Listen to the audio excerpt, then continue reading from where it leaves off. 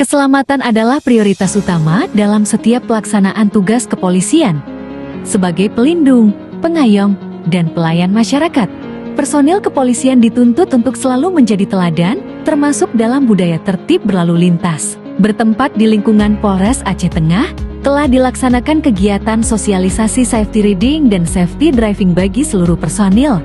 Kegiatan ini bertujuan untuk meningkatkan kesadaran, kedisiplinan, serta kemampuan personil dalam berkendara secara aman, baik menggunakan kendaraan roda 2 maupun roda 4 saat bertugas maupun di luar dinas. Sebagai anggota Kepolisian Negara Republik Indonesia, setiap personil memiliki tanggung jawab moral untuk menjadi contoh yang baik bagi masyarakat.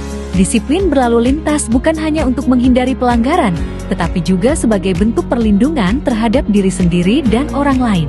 Melalui sosialisasi ini, diharapkan seluruh personil semakin memahami bahwa keselamatan berkendara adalah kebutuhan, bukan sekadar kewajiban.